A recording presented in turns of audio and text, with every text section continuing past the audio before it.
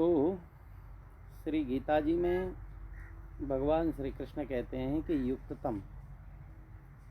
तो आप समझिए कि युक्ततम किसे कहते हैं।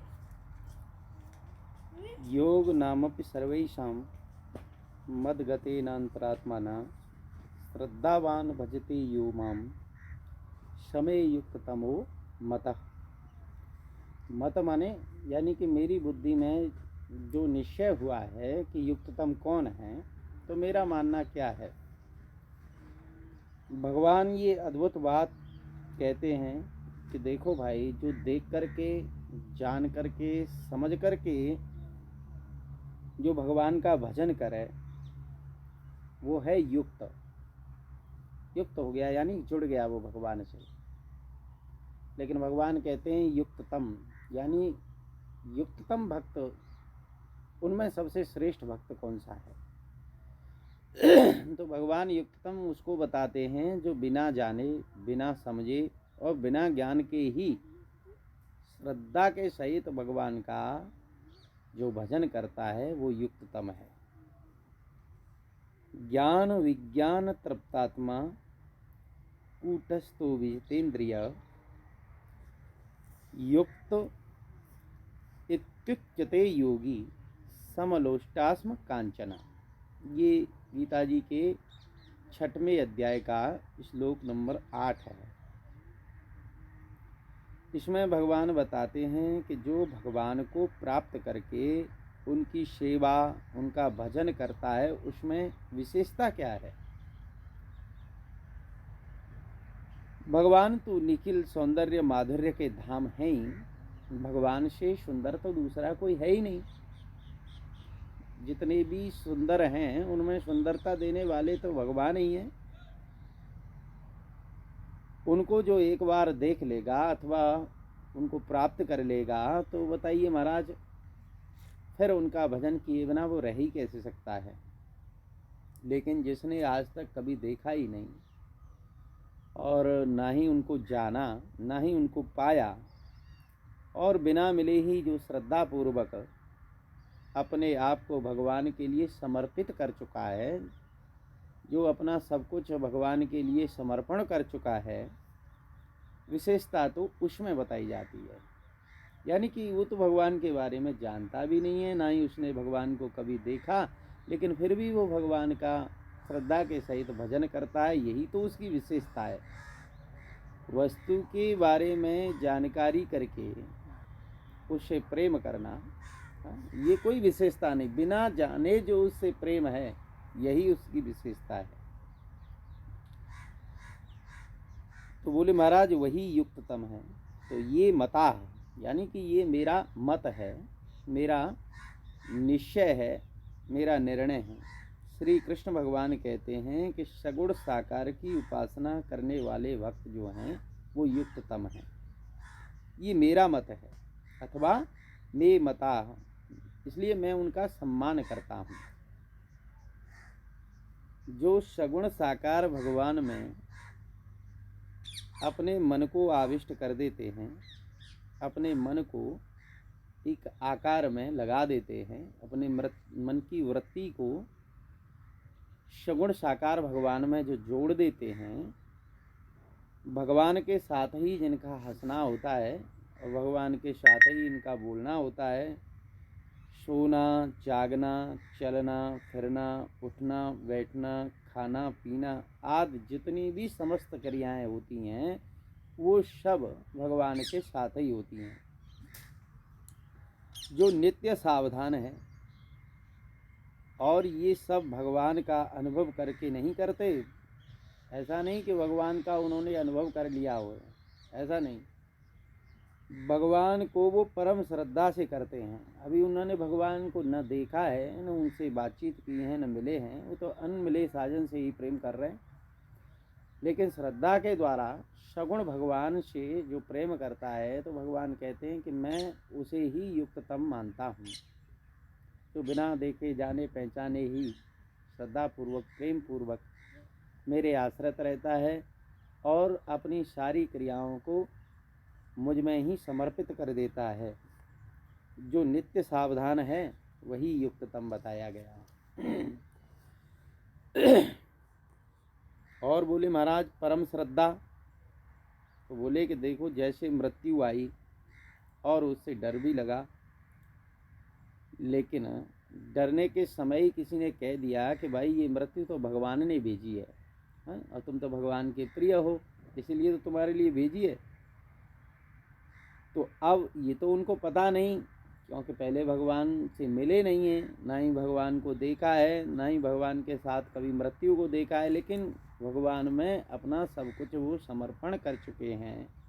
ऐसे युक्ततम भक्त, उनको पता नहीं कि मृत्यु भगवान ने भेजी है कि नहीं भेजी है, लेकिन उन्होंने अपने अंतर्हित में, हृदय में श्रद्धा इतनी मजबूत कर ली, इतनी पक्की कर ली कि वो तो महाराज प्रसन्न हो गए। आहा, हमारे प्रिय भगवान ने हमको प्रिय समझ करके हमारे पास मृत्यु को भेजा है, तब तो ये अत्यंत उत्तम है, क्योंकि इसमें हमारे प्रिय का मन है। हमारे प्रियतम श्री कृष्ण अथवा कोई भी इष्ट हों, जो अपने मम इष्ट देव हैं, उन्होंने भेजा है। तो जो उनसे प्रेम करता है, श्रद्धा के साथ प्रेम करता है, तो उनकी दी हुई वस्तुओं को भी वो प्रेम पूर्वक उनका प्रसाद समझ करके ग्रहण करता है। जैसे मीरा जी भगवान श्री कृष्ण से अत्यंत प्रेम करती थी, तो उनके पति जो थे राणा जी, उनको बुरा लगा और उन्होंने दासी के हाथ एक प्याले में जहर भिजवा दिया और बोले कि मीरा से ये कहना कि ये भगवान का भोग है, भगवान का शरणामृत है, तभी वो पीबेगी, अन्यथा नहीं पीबेगी। और जब दासी ने जाकर के मीरा जी से कहा कि महारानी जी ये लो, ये भगवान श्री कृष्ण के चरणों का चरणामृत है, था तो कालकूट विष, लेकिन मीरा जी जानती हैं कि मेरे प्रभु ने मेरे लिए प्रसाद भेजा है, चरणामृत है, इससे बढ़कर के तो कुछ दूसरा है ही नहीं। तो उन्होंने प्रेम पूर्वक भगवान को भोग लगाया और उसको पान कर लिया। लेकिन कहते हैं ना कि भगवान तो सर्वत्र व्याप्त हैं, वो वासुदेव भगवान सबके हृदय में बैठे हुए हैं, सबके भावों में बैठे हुए हैं। तो वो भाव और अभाव से परे भगवान जानते हैं कि मेरा युक्ततम भक्त कौन है। जो श्रद्धा के साथ बिना जाने पहचाने ही मेरा निरंतर चिंतन स्मरण करता है, वही युक्ततम है। तो इस प्रकार बताया कि मृत्यु हमारे भगवान ने भेजी है, तो मृत्यु भी अत्यंत उत्तम है, ये परम मंगलकारी है। क्यों कि भगवान ने भेजी है, और भगवान तो मंगल भवन अमंगलहारी, वो भगवान तो अमंगलों का हरण करने वाले और सबका मंगल करने वाले, इसलिए भगवान ने मृत्यु को भेजा है। तो उनके द्वारा भेजी हुई, दी गई हुई सारी वस्तुएं मंगल ही तो है। अच्छा, आप विचार करो कि मृत्यु क्या है महाराज? बोले ये शरीर बदलना ही तो है, और ये शरीर तो गीता जी में ही बताया दूसरे अध्याय में, ये तो वस्त्र की भांत है, आत्मा का, जीवात्मा का ये वस्त्र है। तो वस्त्र को जैसे हम शरीर के रहते हुए रोजाना वस्त्र बदलते हैं, उसी प्रकार जीवात्मा भी वस्त्र बदलती है। तो ये मृत्यु शरीर रूपी वस्त्र के लिए है। तो भक्त जो युक्तम होता है, वो विचार करता है, सोचता है कि मेरे प्रभु ने मेरे लिए मृत्यु भेजी है, यानी कि इस वस्त्र को वो उतारना चाहते हैं। सारे वस्त्र उन्हीं के हैं, तो अगर मेरे वस्त्र बदलने से प्रभु को प्रसन्नता होती है, तो एक ही बार क्यों प्रभु, मैं तो हजारों लाखों बार वस्त्र बदलना चाहूँगा, दिन में हजार हजार बार वस्त्र बदल दूंगा मैं। एक भक्त थे, कभी कभी भगवान की उनसे विस्मृति हो जाती, कभी कभी भूल जाते भगवान को, तो बड़े परेशान रहते। उन्होंने कहा कि महाराज, भगवान का विस्मरण ही तो सबसे बड़ी विपत्ति है, मैं ऐसी विपत्ति में फंस जाता हूँ। क्योंकि श्री हनुमान जी महाराज ने बताया है कि हनुमंत विपत प्रभु सोई, जब तब सुमरन भजन न हुई। जिस समय प्रभु मुझे आपका स्मरण नहीं रहता है, उस समय तो मैं घोर विपत्ति में चला जाता हूँ। तो ऐसे ही जब उन भक्त ने कहा कि मैं विस्मरण के कारण दुखी हो जाता हूँ,